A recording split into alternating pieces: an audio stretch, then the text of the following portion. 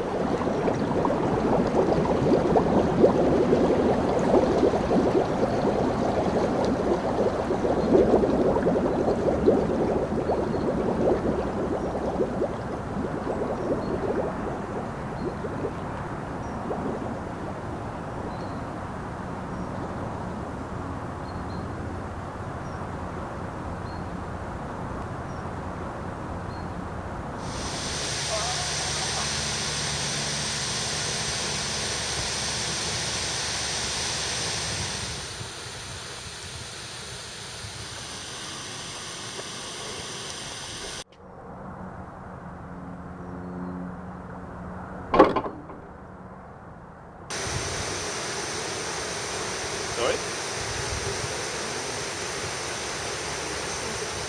No, me neither. Why not? You know, if 1,000 people decided they wanted to.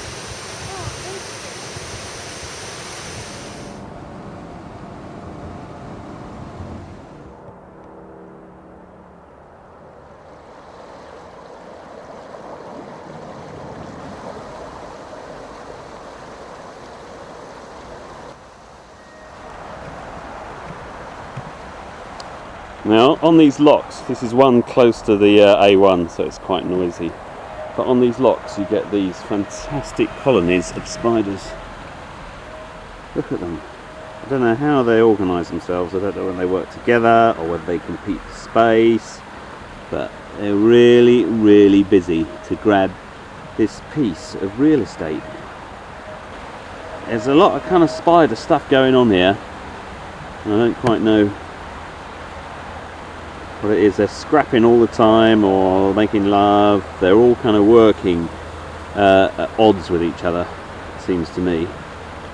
But they're socking great big spiders. Wow, look at you dudes.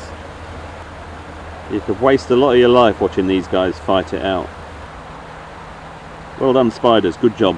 Of real estate.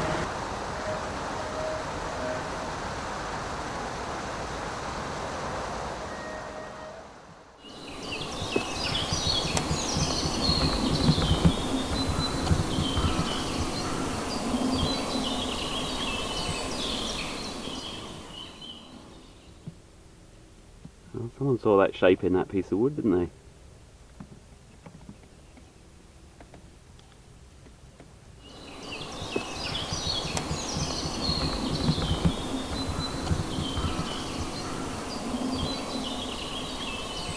Tell me now.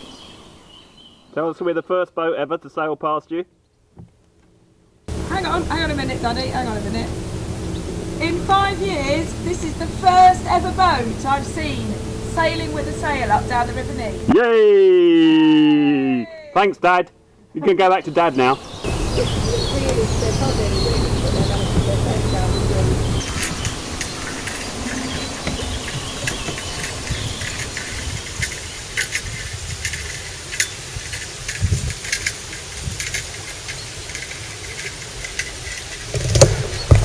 But there,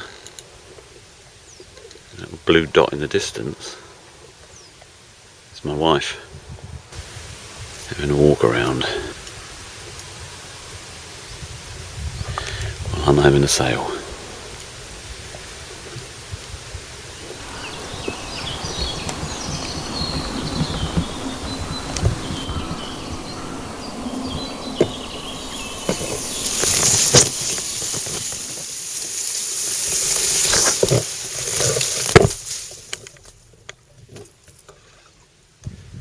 as these rivers wind up and down, what you have to do is just run the outboard for a bit, just to get you round the next bend. You know, you might only have to run the outboard for 20 seconds, and you can buy yourself another half an hour of sailing time.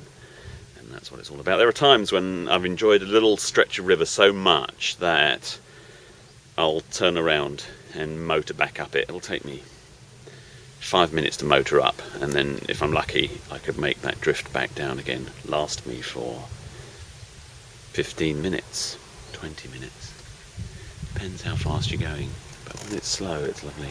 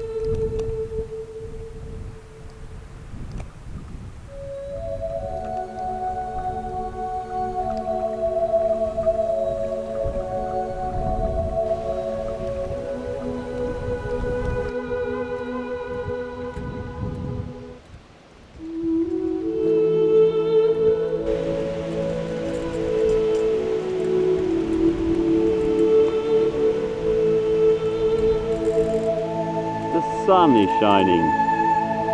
Hooray!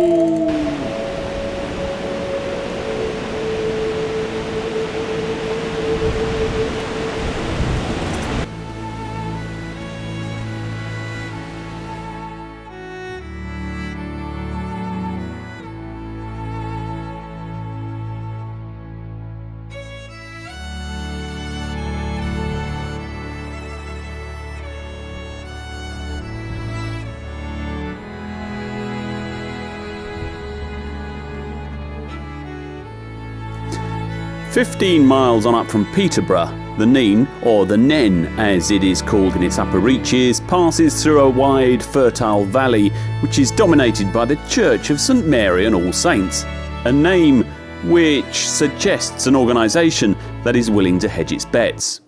The church is ridiculously large and ostentatious for a parish of a mere 123 souls. And therein lies the story of a small village that ticks every box in the twisting, perfidious, murderous trail of events that have created the constitutional Britain we all know and love today. 1,000 years ago, the whole area was in the hands of the Saxons. Then came the devout French thugs who were the Normans.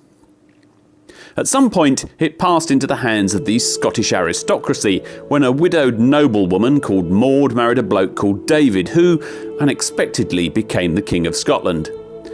The fact that the Scottish owned a castle in the middle of England really stuck in the craw of the English. Eventually, Fotheringhay fell into the hands of the Yorkists, a dynasty of ambitious homegrown British thugs. Later on, the notorious English King Richard III, you know, the one who had a bent spine, was subjected to a long character assassination by Shakespeare and was suspected of bumping off his own nephews, the princes in the Tower. They were certainly in the way when it came to him becoming king, something he deeply wanted to be. He was the last English monarch to die in battle, at Bosworth. A horse, you know the speech. Later on, Richard III became an essential part of Cockney rhyming slang.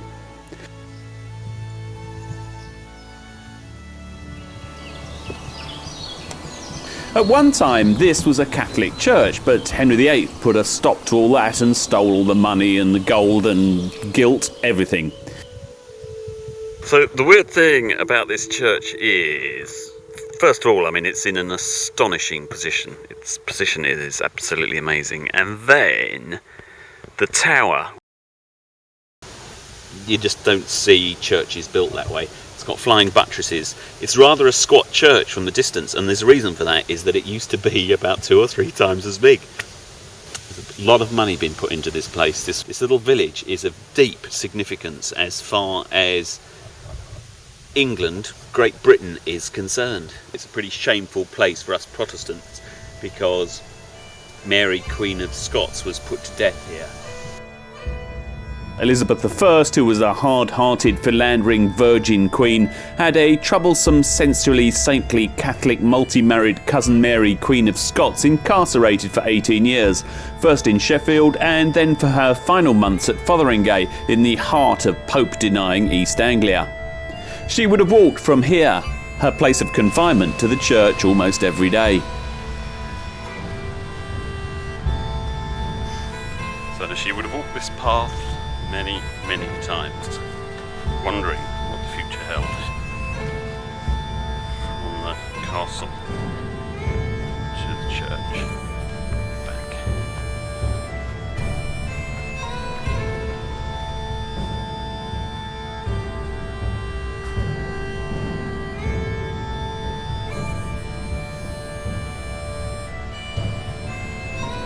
Queen Elizabeth eventually decided that Mary really had to go. She organised a complete sham of a trial on the back of some pretty shaky evidence. Mary's trial took place at Fotheringhay Castle on the 14th and 15th of October 1586. Mary denied the charges and was spirited in her defence. She told her triers, "Look to your consciences and remember that the theatre of the whole world is wider than the kingdom of England." Yeah, we've forgotten that. She drew attention to the facts that she was denied the opportunity to review the evidence, that her papers had been removed from her, that she was denied access to legal counsel, and that as a foreign anointed queen she'd never been an English subject and thus could not be convicted of treason. After the evidence was heard, she was found guilty of treason on the 25th of October 1586. Queen Elizabeth asked Paulet, Mary's final custodian, if he would contrive a clandestine way to shorten the life of Mary and save her the trouble of having her executed, which he refused to do on the grounds that he would not make a shipwreck of my conscience or leave so great a blot on my poor posterity. It took Elizabeth a few months before she got around to signing the actual warrant, which she said happened by accident, as it was in a big pile of other stuff that needed signing that day. At Fotheringhay on the evening of 7th of February 1587, Mary was told that she was to be executed the next morning. She spent the last hours of her life in prayer, distributing her belongings to her household and writing her will and a letter to the King of France. The scaffold that was erected in the Great Hall was 2 feet high and draped in black. It was reached by 2 or 3 steps and furnished with a block, a cushion for her to kneel on, and 3 stools for her, the Earls of Shrewsbury and Kent, who were there to witness the execution. The executioners, one named Bull and his assistant, knelt before her and asked forgiveness. She replied, "I forgive you with all my heart, for now I hope you shall make an end of all my troubles." Her servants, Jane Kennedy and Elizabeth Curl, and the executioners helped Mary to remove her outer garments, revealing a velvet petticoat and a pair of sleeves in crimson brown, the liturgical colour of martyrdom in the Catholic Church. She was sticking with the politics right to the end. She was blindfolded by Kennedy and with a white veil embroidered in gold knelt down in the cushion in front of the block, on which she positioned her head and stretched out her arms. Her last words, "In mansis tuas Domine commendo spiritum meum." Into thy hands, O Lord, I commend my spirit. Mary sadly was not beheaded with a single stroke. The first blow missed her neck and struck the back of her head. The second blow severed the neck, except for a small bit of sinew which the executioner cut through using the axe. Afterwards, he held her head aloft and declared, "God save the Queen." At that moment, the auburn tresses in his hand turned out to be a wig, and the head fell to the ground, revealing that Mary had very short grey hair. See the moat.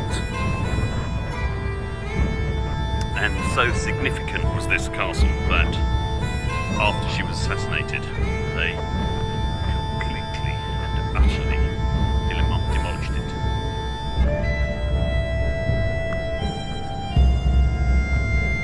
The castle has now gone completely, reduced to nothing more than a lump by the river.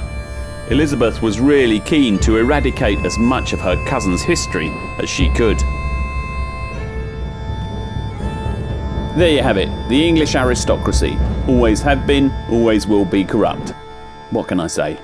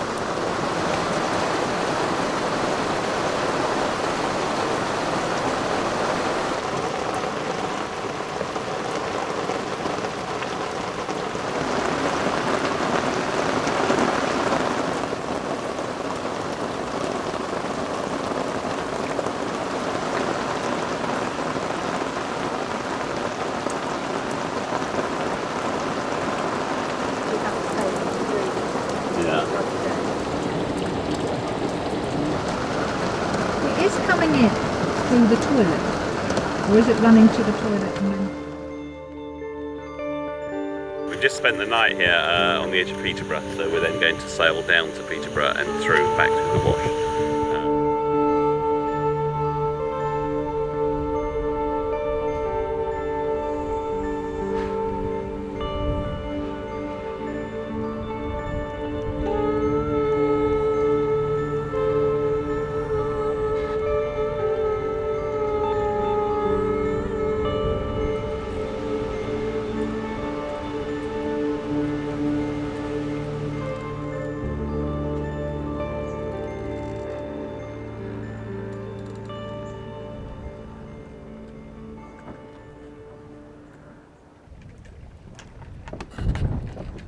Bear away, Jill.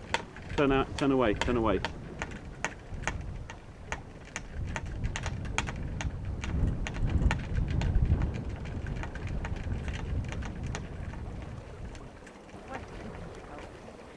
Now you need to harden up a bit, otherwise we won't get around this bend. There's one more long line though. Is there? Well, there are limits. We've got to have a bit of river. The longest line out. Yeah, well, we've got to have a bit of river.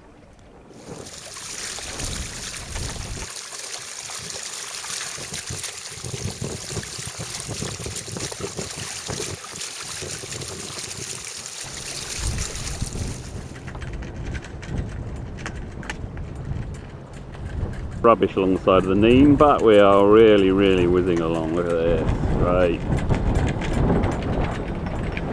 Super rig is dealing with the pressure well.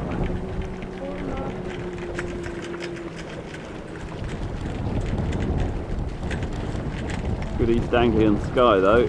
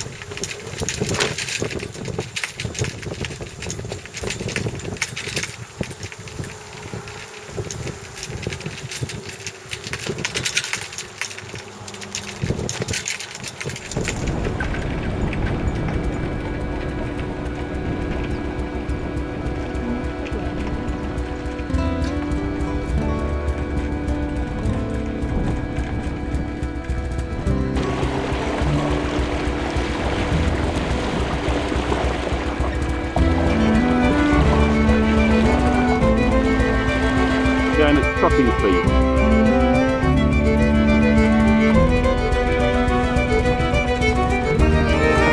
Wow, you can drop, dude. Look at you go.